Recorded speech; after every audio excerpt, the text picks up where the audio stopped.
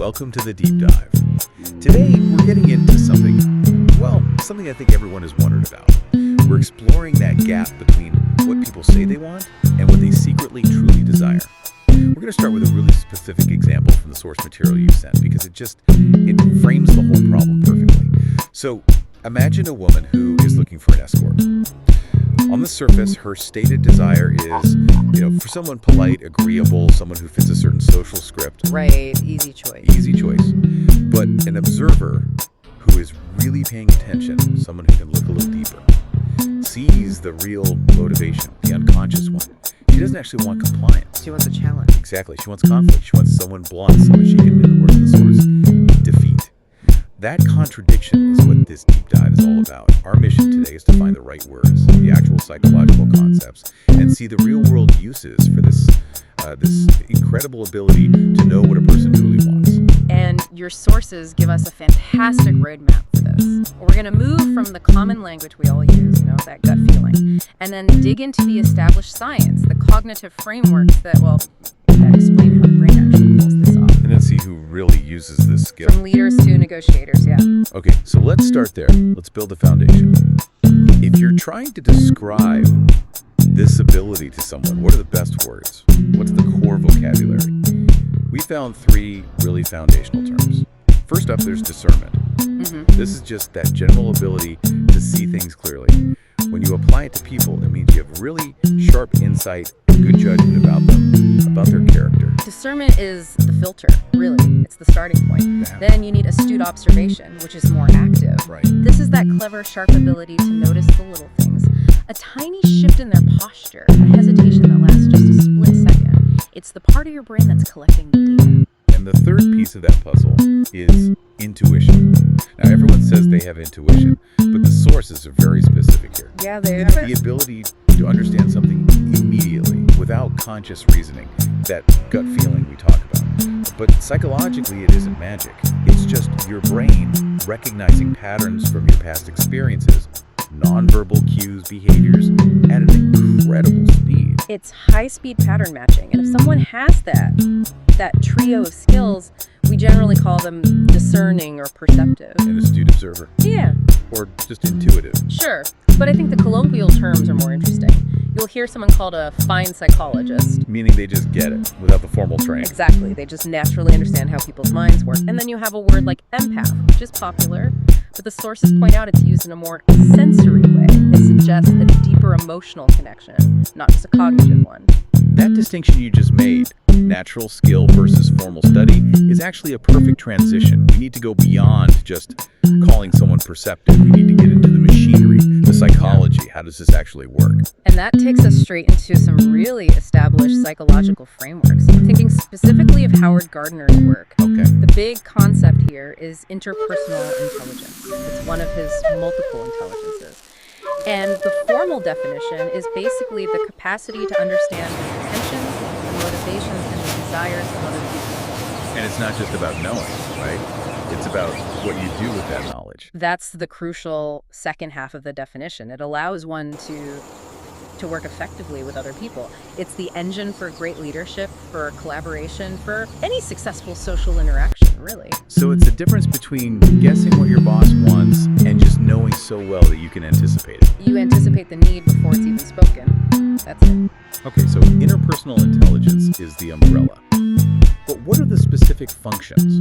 The tools our brain uses to do this. The sources mention a bunch of academic terms here. Cognitive empathy, theory of mind.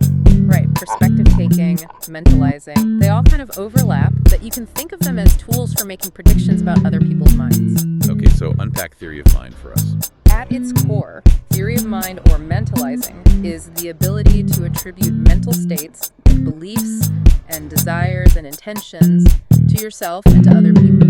The key thing is understanding that other people have a mind that is different from your own. Okay, wait, isn't that just common sense? How is that different from being a good guesser? Because it's about the mechanism you use to get beyond the guess. So you don't just think, oh, he seems angry. You mentalize. You think, his jaw is tight and he's raising his voice because he believes I ignored his instructions and he intends to correct me. You're building a little theory about what's going on inside his head. Based on the external clues. Constantly. We're using body language, facial expressions, expressions, context. I mean, think about it. If you're talking and your colleague just slightly raises an eyebrow, you might stop, right? Yeah, of course. In that instant, you've mentalized that their internal thought is different from what you're saying, and you course correct. That's theory of mind in action. Which brings us to the modern, kind of popular term for all this. These skills are often bundled together today under emotional intelligence, EQ. And more specifically, this falls under social awareness. It's not just understanding what someone is thinking, but also having empathy, picking up on the emotional temperature of a room the second you walk in. Mm-hmm. And we should probably just quickly mention the contrast the sources make, which is with interpersonal intelligence. Knowing yourself. Knowing yourself, your own biases, your own emotional state. Because if you don't have that self-awareness, you'll just end up projecting your own intentions onto other people, which totally defeats the purpose. You can't read their mind if you're just seeing a reflection of your own. Okay, so once we get to psychology, we have to look at the application. This isn't a superpower, it's a developed trait. So, who has it? Who masters this skill? Well, the list is pretty diverse. The obvious ones are psychologists and philosophers. Their entire job is to explore how people often don't even consciously know their own true wants. They're digging for those unconscious desires. Right. And then more broadly, you have effective leaders, political, social, spiritual leaders. They possess this. They don't just give orders, they connect, they motivate because they understand the group's underlying pulse, its fears, its hopes. And then you have the strategist. This is where the skill gets tactical. I'm thinking of skilled salespeople and negotiators. Oh, absolutely. They turn perspective taking into an art form. They use a concept called tactical empathy, which isn't about, feeling sorry for the other person. No, not at all. It's the deliberate, calculated use of cognitive empathy to figure out the other person's viewpoint, their leverage, their hidden interests. It's a tool used to achieve a desired end. A classic example would be in a negotiation when you see the other person hesitate. Right. You see it in their eyes. Yeah, you see the hesitation, you notice the posture shift, and you address a concern they haven't even said out loud yet. You've just disarmed them by reading their internal.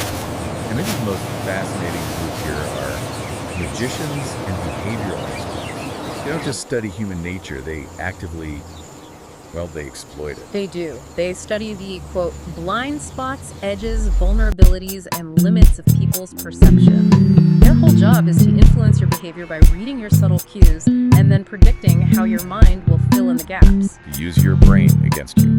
Which brings us to a really crucial point that the sources emphasize, and we need to be very clear about this for you, the listener, the skill we're talking about. Is it mystical? Is it supernatural? No. The scientific community is completely unified on this. It is an observational, developmental skill. Claims of things like clairvoyance are just not supported by any scientific evidence. This is about focused attention and experience. That's all. Understood. So when we look at famous people who were masters of this, we're talking about their exceptional insight into the human condition, not a paranormal gift. Exactly. Look at people like Sigmund Freud and Carl Jung.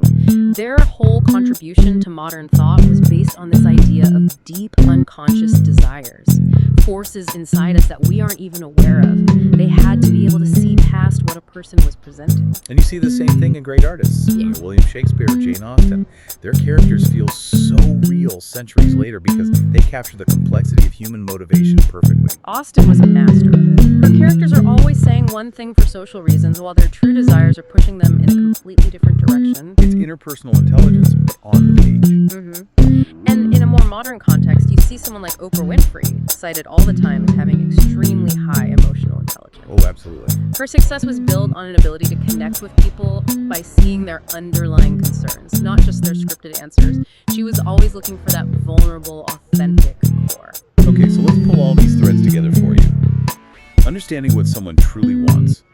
It seems to rely on this tripod of skills. You have discernment and astute observation to collect the data.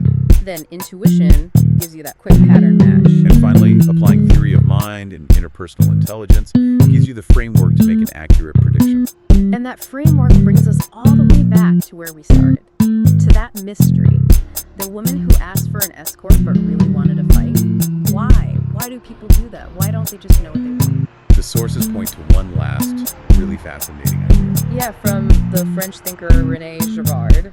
His theory of mimetic desire offers a pretty powerful explanation. Mimetic desire. So imitation. Imitation, exactly. Girard suggests that most of our desires aren't actually our own. They aren't intrinsic. We want things because we see other people wanting them. We imitate their desire. So it's not that I want the new sports car. It's that I see my neighbor getting status and admiration for wanting that car, and what I really want is the status. So I start wanting the car too.